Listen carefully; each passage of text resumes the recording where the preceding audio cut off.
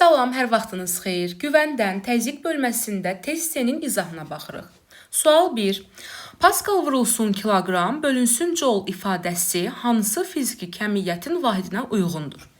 İlk öncə Paskalın açılışını yazsaq, Newton bölünsün metrin kvadratı. Yuxarıda kiloqramı, aşağıda isə joule'un yerinə Newton vurulsun metr yazarıq. Newtonlar ixtisar gedər, qalar kiloqram bölünsün metrin kubu. Və cavab olacaq sıxlıq. Sual 2. Aşağıdakılardan hansı təzyiqin vahididir? İlk öncə təzyiqin vahidi 1 paskaldır. Paskalın açılışı isə Newton bölünsün metrin kvadratıdır. Əsas vahidlərlə ifadə etsək, Newtonun yerinə kiloqram vurulsun metr bölünsün saniyə kvadrat, aşağıda da 1 metrin kvadratını olduğu kimi saxlasaq, bu zaman ixtisar gedəcək, qalacaq kiloqram bölünsün metr vurulsun saniyənin kvadratı. Həm əsas vahidlərlə, həm də ümumi vahidi yazdıq.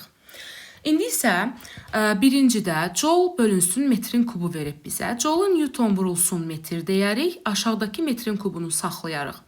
İxtisar eləsək qalacaq Newton bölünsün metrin kvadratı. Ona görə təzyiqin vahidi birinci düzdür. İkincidə isə bizə kiloqram bölünmüş metr vurulsun saniyənin kvadratı veriblər. Və biz də burada əsas vahidlərlə ifadə eləsək bu vahidi almışdıq deyə ikinci də doğru hesab edilir.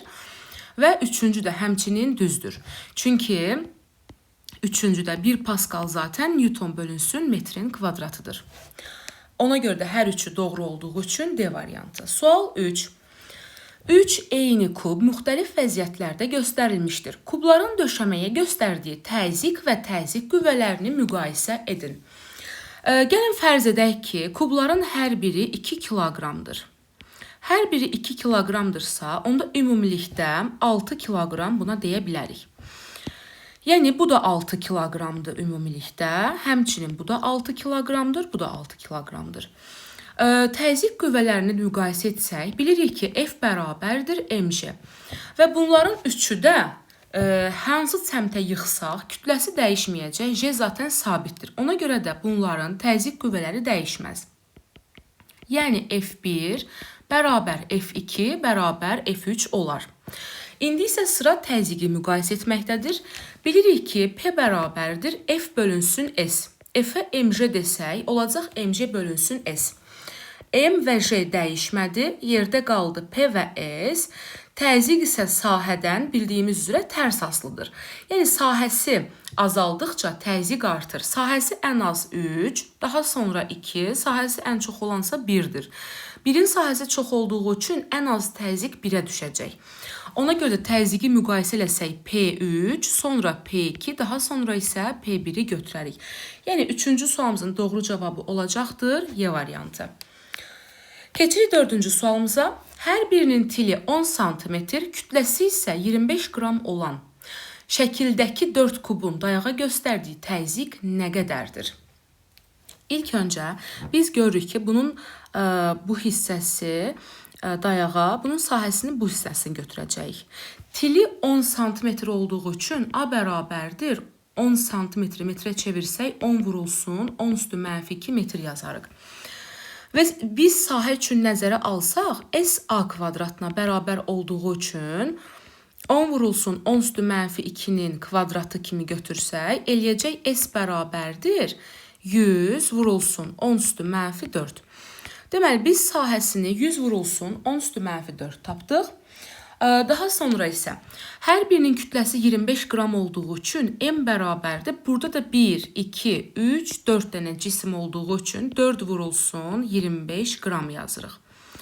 Bu eləyəcək 100 qram. 100 qramı da kiloqrama çevirsək, olacaq 0,1 kiloqram. İndi isə təzyiq nə qədərdir soruşur. Yazarıq P bərabərdir F bölünsün S. F-ə mg yazsaq, olacaq mg bölünsün S. M 0,1-dir, J-si 10, S isə 100 vurulsun 10 üstü mənfi 4. Bunu hesabladığımız zaman 1 bölünsün 100 vurulsun 10 üstü mənfi 4. 10 üstü mənfi 4 çıxacaq yuxarı. 10 üstü mənfi 4 ilə də 100-ü ixtisar aparsaq, eləyəcək 100. Dördüncü sualımız Y variantı olar. Keçirik 5-ci sualımıza. Masanın səthi üzərindəki bir-birinə bağlı 3 kubu bir vəziyyətindən 2 vəziyyətinə gətirsək, səthə edilən təzyiq necə dəyişər? Yazarıq P bərabərdir F bölünsün S. Biz bu 3 kubu yanı üstə yıxsaq belə, F bərabərdir MC düsturuna görə bunun nə kütləsi dəyişməyəcək, nə də J-si, yəni F-i dəyişə bilməz. Yerdə qaldı P və S, qarşı-qarşıya bunlar da təzyiqlə sahə tərs asılıdır. Yəni ki, sahəsi çox olduğu zaman təzyiqi az olur. Baxın, bunun sahəsi S qədərdir, bunun sahəsi daha çoxdur. İkincinin sahəsi daha çox olduğu üçün təzyiqi daha az olacaqdır. Yəni, əvvəlcə, baxın, bir vəziyyətdən 2 vəziyyətinə keçirdiyimiz zaman sahəsi gördüyümüz kimi 3 dəfə artdı. Burada A-larla baxsaz 3 dəfə artdı. Sahə 3 dəfə artdığı üçün təzyiq 3 dəfə azalar. Yəni 5-ci sualımız B variantı olar. Sual 6. Poladdan hazırlanmış bir cins kubların masanın səthinə göstərdiyi təzyiqlərin, yəni P1 bölünsün P2 nisbətini hesablayın. Baxın, ilk öncə burada bizə poladdan hazırlanmış dediyinə görə, deməli bu maddələrin sıxlıqları bərabərdir. Daha sonra biz düstur yazsaq, P bərabərdir. Bizə çünki təzyiqlərinin P1 bölü P2 nisbətini istəyir. Bilirik ki, P bərabərdir F bölünsün S-dir. Burada isə F-ə MC yazsaq, olacaq MC bölünsün S. Və bizə poladdan hazırlandığını dediyi üçün biz M-in yerinə aparıb ρV yaza bilərik. M-ə ρV yazsaq, olacaq ρV J bölünsün S. İndi isə gəlin baxaq. Görürük ki, burada 4A veriblər bizə. Biz də bilirik ki, həcm A kubudur, amma sahə A kvadratıdır. İndi gəlin birinci və ikinci üçün bu şərti nəzərə alaq. Demək, yazaram P1 bərabərdir. Rho-nu saxlayaram, çünki hər ikisi poladdan hazırlandığı üçün sıxlıqları eynidir. Həcmə A kubu yazsaq, 4A-nı yüksəltsək kuba, eləyəcəkdir 64 A-nın kubu. Vurulsun, J-ni saxlayırıq, bölünsün. Sahə isə A kvadratıdır. 4A-nın kvadratı eləyəcək 16 A-nın kvadratı. Demək, ixtisarlarımızı aparsaq, sonra isə P2-ni də yazaq, sonra ixtisarımızı aparaq. P2 bərabərdir.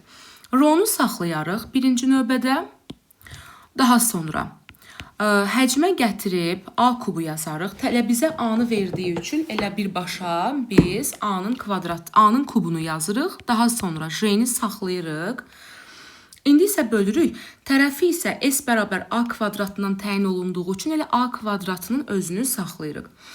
İndi isə gəlin ixtisarlarımızı aparaq. Deməli, 64 ilə 16-nı aparsaq, burada qalacaq 4. Bununla bu gedir 4 qalır. A kvadratda A kubundan gedir. Buna aldıq rho, vurulsun 4, vurulsun A və J.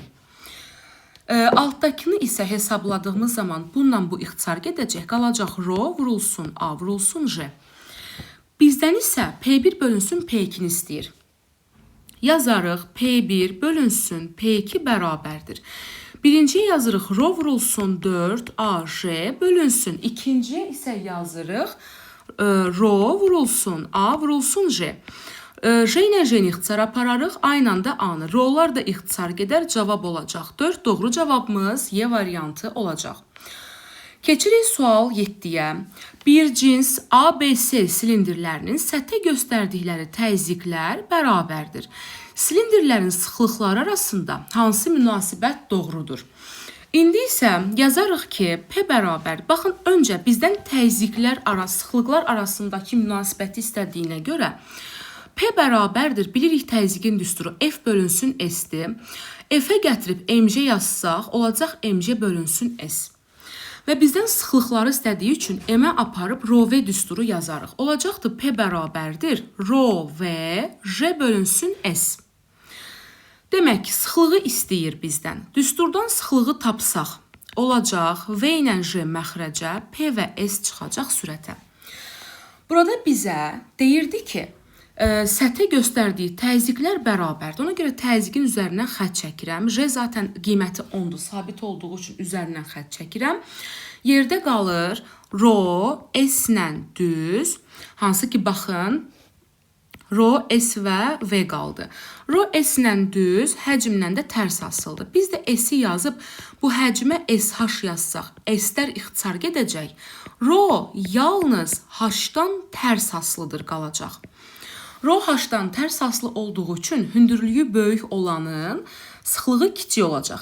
Yəni müqayisədə ən az hündürlük B-də, sonra A-da, sonra isə C-dədir. Ona görə də müqayisədə ən böyük B, sonra A, daha sonra isə C olacaq. Sual 8. Prizmanı sağ tərəfə, yanı üstə yıxsaq, onun döşəməyə göstərdiyi təzyiq necə dəyişər? Öncə biz bunun sahəsini tapsaq, birinci halda S bərabərdir, baxın bu hissədən. S bərabərdir, A-nı A-ya vursaq, birinci halda A kvadratıdır. İkinci halda biz onu yanı üstə yıxsaq, yəni baxın bu tərəfə doğru yıxsaq, 3A-nı A-ya vurarıq, olacaq bu da 3A kvadrat. Baxın, sahə A kvadratdan 3A kvadratına gəldi. Sahəsi 3 dəfə artdı. P bərabərdir, F böl S. F-ə MC yazsaq, MC böl S. Prizmanı hansı tərəfə yıxsaq da onun kütləsi və J-si dəyişməyəcəkdir. Ona görə yuxarı dəyişmir, yerdə qalır P və S, tərs asılıdır.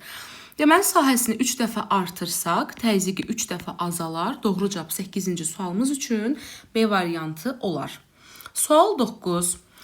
Kütləsi 40 kiloqram olan daşın səthə göstərdiyi təzyiqi kilopaskalla hesablayın. İlk öncə təzyiqi düsturunu yazsaq, P bərabərdir, F böl S yazarıq. Bizim F-imiz 40 kiloqramdır. Daha doğrusu M-imiz 40 kiloqramdır. Ona görə F-ə MC böl S yazaram. Buranın sahəsini tapsaq, düzbucaqlığın sahəsini tapsaq, yazarıq ki, S bərabər A vurulsun B. Demək, A-sı bu şəkildə yazsaq 40 vurulsun 20 eləyəcəkdir 80 santimetrin kvadrat. Bunu da metrin kvadratına çevirsək, yadınızda saxlayın, 1 santimetrin kvadratı 10⁻4 metrin kvadratına bərabərdir. Ona görə S bərabər olacaq 80 vurulsun 10⁻4 metrin kvadratı. Yerinə qoysaq, M-imiz 40 kiloqramdır, J-si 10'dur, bölünsün 80 vurulsun 10⁻4. Biz isə bunu hesabladığımız zaman ixtisar gedəcək, qalacaq 5 kilopascal. Daha sonra davam edirəm sual 10. M kütləli cisimlərin vəziyyətləri ilə onun dayağa göstərdiyi təzyiqlər arasındakı uyğunluğu müəyyən edin. İlk öncə bunların sayəsini tapsaq, S bərabərdir. Baxın, 2A budur, burası da 3A-dır. Ona görə 2A-nı 3A-ya vursaq, yəni A vur B-dən eləyəcəkdir 6A-nın kvadratı. Biz də gətirib bunu P bərabərdir F böl S-də, yəni MC böl S-də, S-ə də qoyuruq 6A kvadrat. Ona görə MC bölünsün 6A kvadrat, 1-ə gedir Y. 2-yə gəldikdə isə bunu hesablasaq, S2 yazsaq, A vur B-dən yenə də. A-nı vursaq 3A-ya eləyəcək 3A-nın kvadrat. P bərabərdir F böl S-də, MC böl S-i də qoyuram 3A kvadrat. Ona görə 2-yə gedəcək B. Üçüncü üçün isə hesablasaq, baxın bu şəkildə, hər birini bu şəkildə hesabladıq. Olacaq 2A-nı A-ya vursaq 2A kvadrat, yəni S3 bərabərdir yenə də. Olacaq bu da 2A-nın kvadrat. Gətirib P bərabərdir F böl S-də yerinə qoysaq, olacaq MC bölünsün, S-in də yerinə yazacağıq 2A-nın kvadrat. Ona görə 3-ə də gedəcəkdir A variantı. Və beləliklə C variantında olan sualların izahına baxdıq.